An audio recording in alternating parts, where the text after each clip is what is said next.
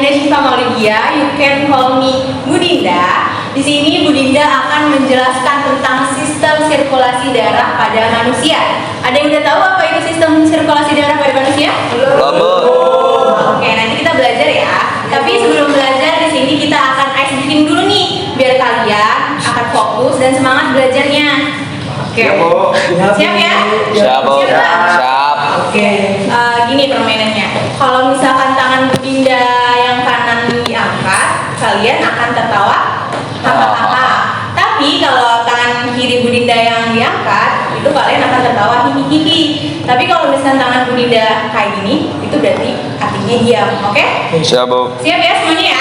Siap, Bu. Oke, fokus nih. Yang nggak fokus nanti udah gigit. Iya. Galak. Oke. Satu, dua, tiga.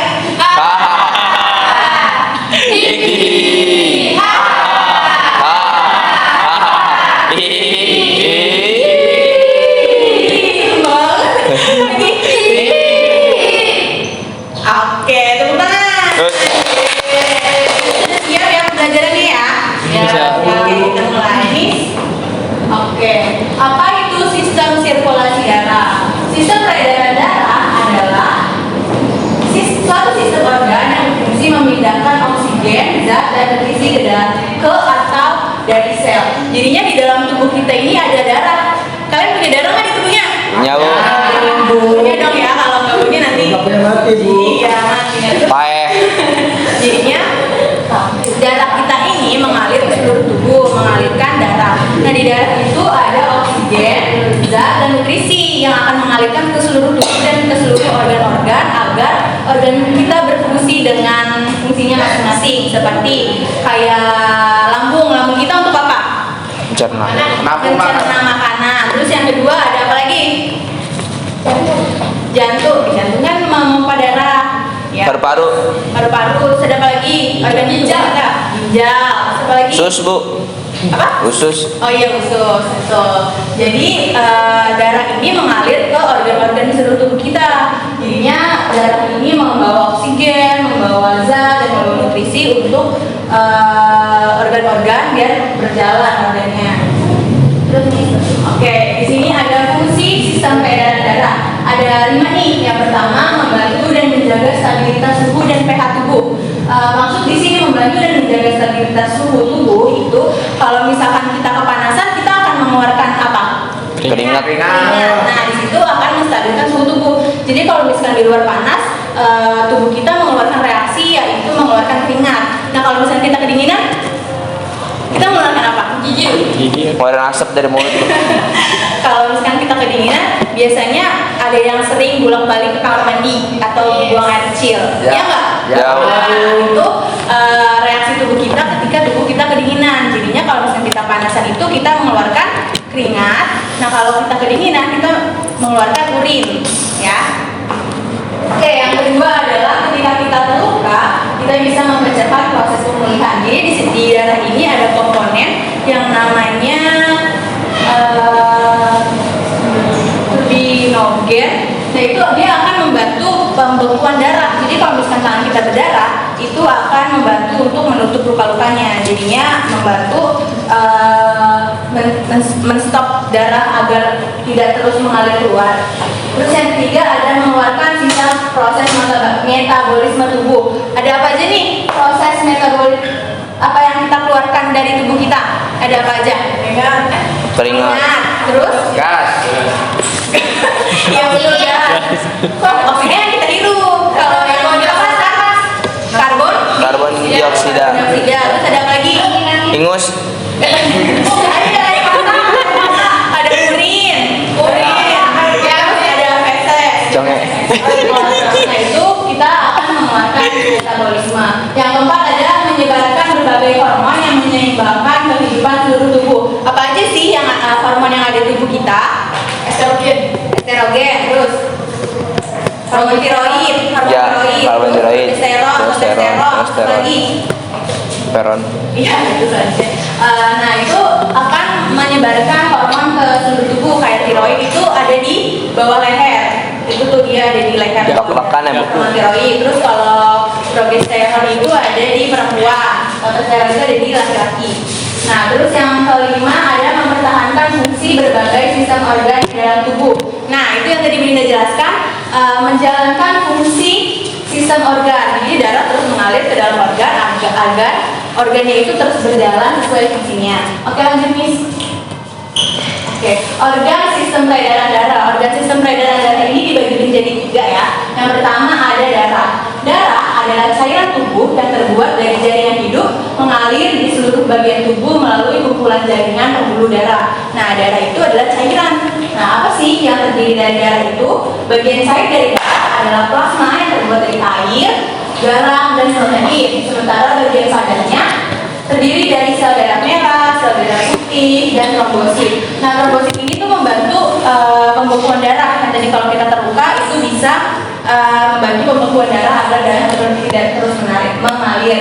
Sel darah putih ini adalah sel yang akan melawan virus-virus atau infeksi yang ada dalam tubuh kita. Nah, makanya ada yang namanya penyakit leukemia. Tahu penyakit leukemia? Belum. Nah, itu penyakit leukemia ini adalah penyakit kanker darah. Jadinya di dalam darah ini terdapat, di dalam tubuh kita ini terlalu banyak sel darah putih. Jadinya dia akan tidak bisa melawan infeksi-infeksi yang ada di tubuh kita. Terus fungsi darah adalah mengirimkan nutrien atau zat gizi pada sel-sel di dalam tubuh, membuang limbah proses metabolisme dari dalam sel. Sel darah merah mengantarkan oksigen dari paru-paru ke seluruh organ dan jaringan tubuh. Sel darah putih melindungi tubuh dari infeksi yang tadi sudah dijelaskan, dan trombosit memproduksi gumpalan darah jika terdapat luka atau goresan. Jadi itu membantu, trombosit ini membantu pembekuan darah. Oke, selanjutnya. Oke, yang kedua adalah pembuluh darah. Pembuluh darah adalah tabung atau selang yang berfungsi mengedarkan darah ke seluruh sudut tubuh manusia. Jadi bentuknya pembuluh darah ini seperti selang air. Nah, di dalamnya itu bukan air tapi darah yang terus mengalir seluruh tubuh kita, dari mulai tangan, kaki, kepala, semua dan ke organ-organ kita. Nah, pembuluh darah ini dibagi menjadi 2. Yang pertama ada arteri. Arteri adalah pembuluh darah membawa darah yang mengandung oksigen ke seluruh jaringan dan organ tubuh. Jadi di dalam arteri ini itu isinya darah yang kaya akan oksigen. Nah, kalau pembuluh darah yang paling besar itu namanya aorta. Terus yang kedua ada vena. Vena adalah pembuluh darah yang membawa darah dari seluruh jaringan dan organ tubuh pulang kembali ke jantung.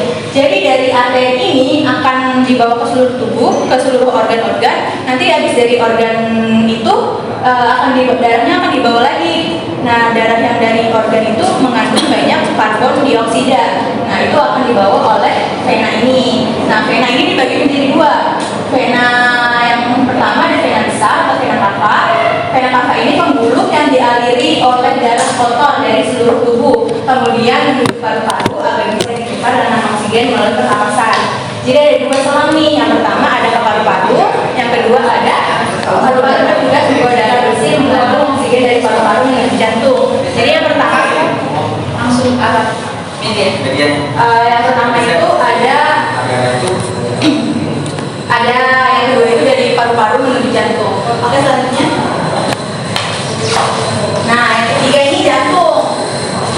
Nah, apa sih jantung? Jantung adalah organ vital yang berfungsi sebagai pemompa darah untuk memenuhi kebutuhan oksigen dan nutrisi ke seluruh tubuh. Jadinya ini gambar anatomi tubuh. Nah, ini adalah contohnya ya, atau media pembelajarannya. Nih, jika kalian lihat, Dinda punya 2. Nih, coba mau? Bu, coba. Oh, ini jantung. Iya, ini jantung. Jadinya di sini ada anatominya. Itu yang warna merah paling atas itu namanya aorta. Aorta tadi apa? Aorta. Aorta itu pembuluh darah yang paling besar. Itu namanya aorta. Terus yang ini namanya bilik kanan. Yang ini mana yang mana? Coba. Ini Bu. Ya, ini bilik kanan. Yang ini serambi kanan. Yang di bawah. Nah, ya, yang ini bilik kiri. Nah, yang ini bawahnya serambi kiri. Oke. Nah, ini adalah anatominya. Ada yang udah paham? Atau ada yang belum paham? Oke, jadi ini anatomi jantung ya. Oke, selanjutnya kita akan mempelajari cara kerja sistem peredaran darah. Sistem peredaran darah ini ada dibedakan menjadi dua, jadinya peredaran darah kecil dan peredaran darah besar. Apa sih? Siapa yang tahu peredaran darah kecil itu urutannya apa aja? Oh, belum ada yang tahu. Oke. Di sini ada peredaran darah kecil. Jadinya peredaran darah kecil ini adalah darah yang mengalir dari jantung menuju paru-paru. Nah, dari situ akan ditukarkan, dimasukkan, disisipkan oksigen yang kita hirup, lalu dibawa lagi ke jantung. Nah, itu adalah peredaran darah kecil. Jadinya urutannya adalah dari jantung ke paru-paru, kembali lagi ke Jantung. Nah, yang kedua adalah peredaran darah besar. Peredaran darah besar ini dari jantung menuju ke seluruh tubuh, lalu kembali lagi ke jantung. Nah, jadi urutannya apa? Jantung, seluruh tubuh, kembali lagi ke Jantung. Nah, jadinya dari jantung kita alirkan ke seluruh tubuh, itu kita alirkan yang ke organ-organ, ke ginjal, ke usus, ke lambung, semua. Nah, habis dari organ-organ itu kan oksigennya dan zat-zatnya kan ada diserap nih sama organnya. Nah, itu akan dibawa lagi melalui ventrikel kanan atau vena. Nah, itu kembali lagi ke jantung untuk dimasukkan lagi oksigennya untuk ditukarkan kembali dengan darah yang bersih atau darah yang kaya akan Oksigen. Oke, itu udah pada paham belum? Paham, Bu. Jelas materinya? Jelas, Bu.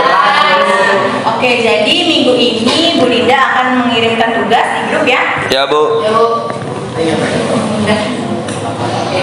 Nih, nanti Bu Linda akan kirim, itu materinya per kelompok ya, tugasnya per kelompok. Nah, nanti untuk tugasnya dan untuk materinya nanti Bu Linda kirim di grup, oke? Absensi tadi udah berjalan kan ya? Siap.